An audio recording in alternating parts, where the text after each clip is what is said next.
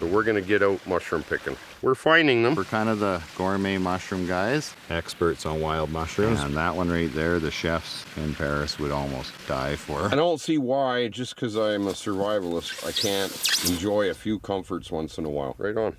Gotta love moose roast. Oh man, is that good.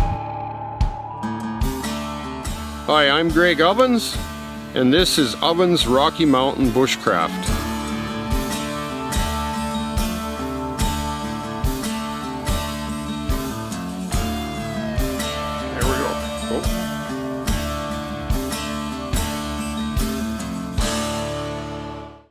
I'm up in the fire. You remember last summer when I did the chickens and we had the forest fire that came down near the coop?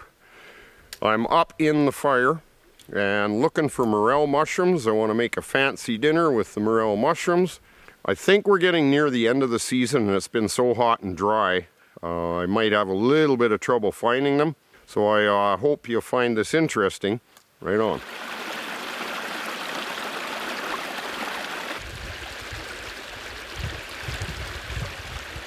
Okay, so folks, basically a few days ago I had this planned to meet up with Joe here. He's actually a professional mushroom picker, follows them, goes all over the place, Yukon. So you said you brought, I don't ask for these gifts, but people just, they want to give me stuff sometimes. Well, when you're talking about the best mushroom in the world, you might as well put moose with it, right? So, we got a cross rib roast moose. Now I haven't had moose for a while. I haven't got a moose for a while, and I really appreciate it. So this, yeah, like you say, that'll go good with the morels. Yeah, and we really enjoyed your show last night. It was awesome. We watched you slow cook a Mongolian style pot roast. Okay, I haven't seen that video yet.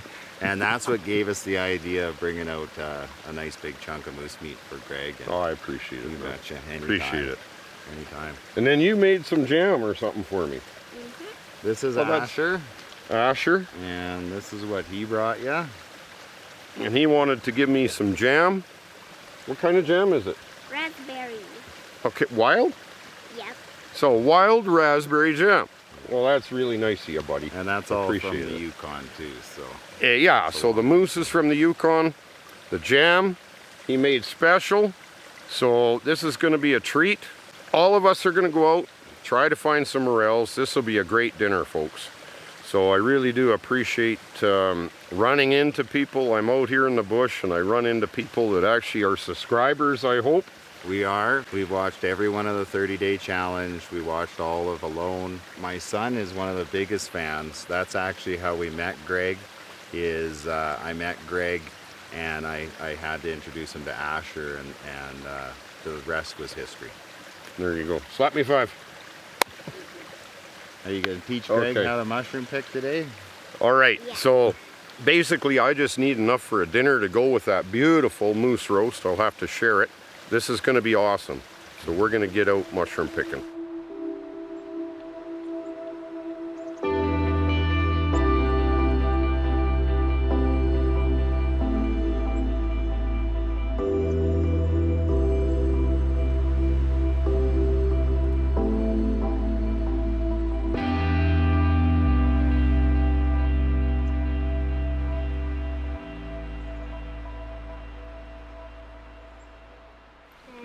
Here's your gloves, okay? I want to wear them. No.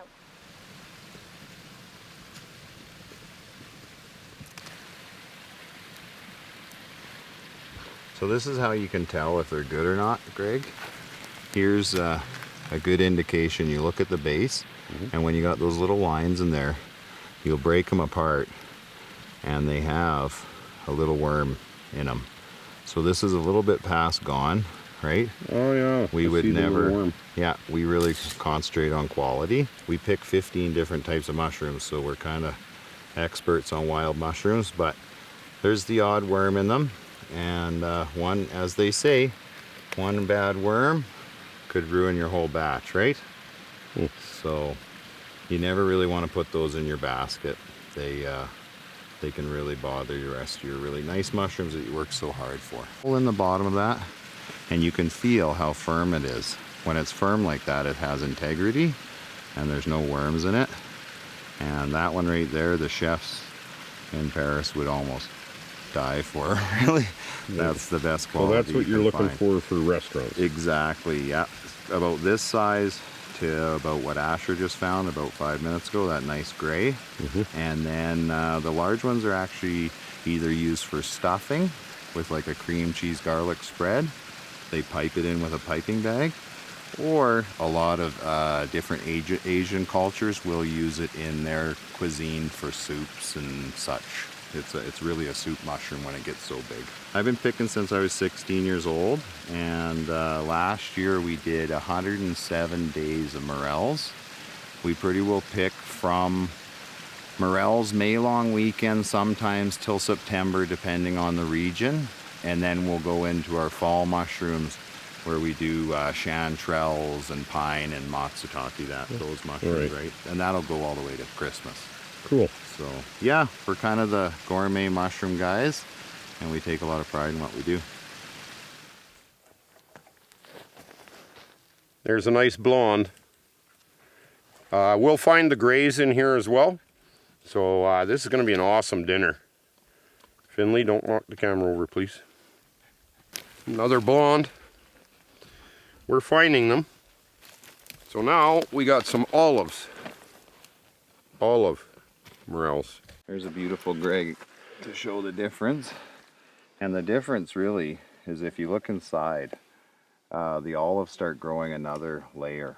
And these are a phenomenal drying mushroom. Right. It's the best ratio of all the mushrooms. You'll see that the guys stay to dry these ones because you get about 7 to 1. 7 pounds of those will make 1 pound of dry.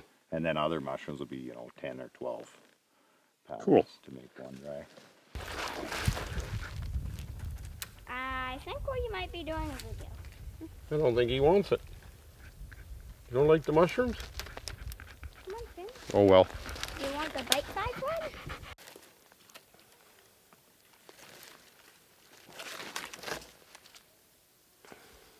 That's a big blonde.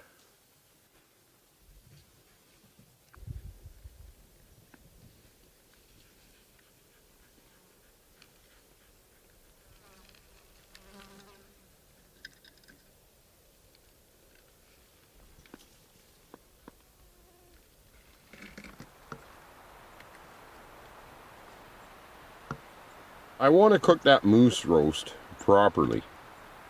Now, I don't know if this is going to work, but I picked up an inverter that plugs into the lighter of my truck, and I got a crock pot, and I want to see if I can slow cook the roast in the crock pot, running it off of the vehicle. Now, I picked up some other items as well, like a foamy. I got a mosquito tent. I am done with these mosquitoes, and I'm fighting back. Like, I want somewhere that I can go sit away from them. I even bought a chair, folding chair.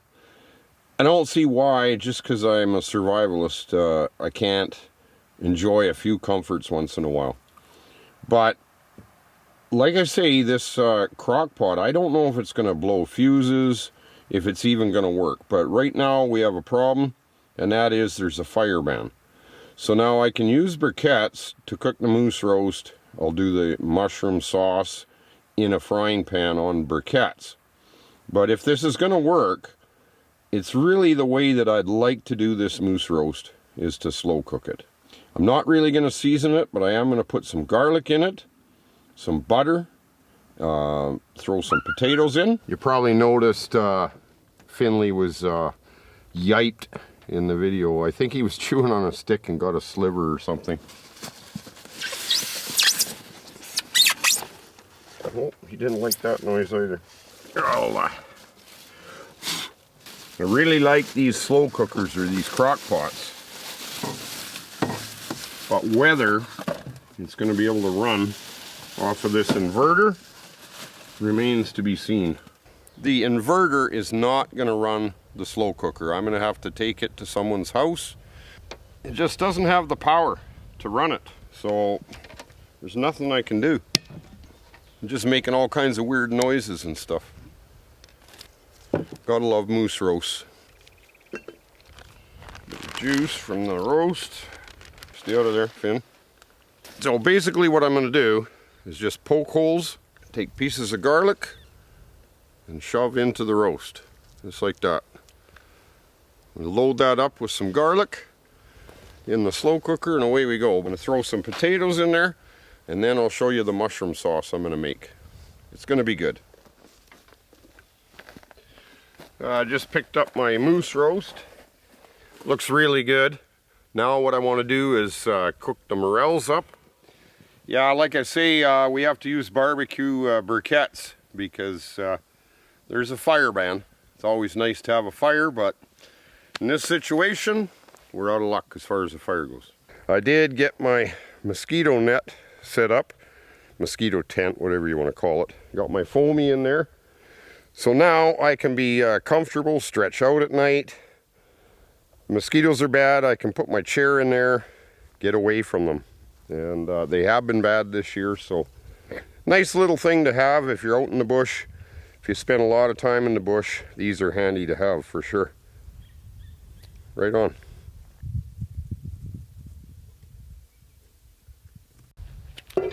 So basically all I do with these morels is use butter.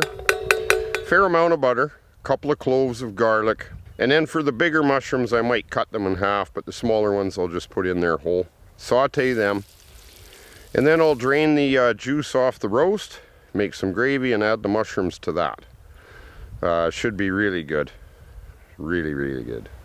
But what I do, and a lot of you probably know this, but to make a really good gravy, you take the juice from the roast and your vegetables and just add a pack of like the gravy mix. That thickens it up.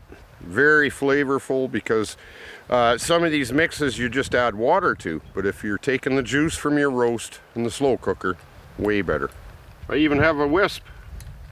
So I thought I had some paper plates. I have to hurry here too. Another thunderstorm coming in. Just use this as a plate, but that looks really good. And mushrooms, potato. Pour a little gravy over it. Stir it up a bit. Give her a try.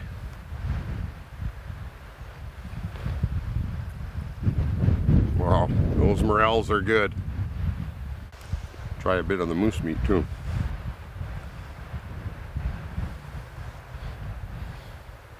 Oh man. Wow. Is that good? The gravy's awesome. The mushrooms are dynamite, and that moose is unbelievable. Oh, that's hard to believe how good that is, Finn. You might get a little piece, but not much. I want to thank Joel for finding the mushroom patch and for donating the moose. Thanks to Asher for the jam. This is just so awesome, it's unbelievable.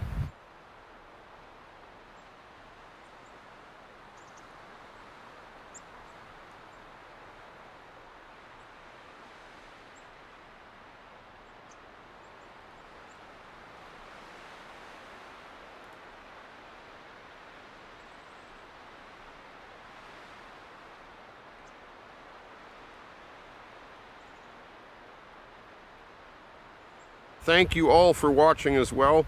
I'm working on 2 other videos right now as we speak. 2 videos are almost done, so keep the bell on for notifications, and I'll see you on the next one. Thanks for watching.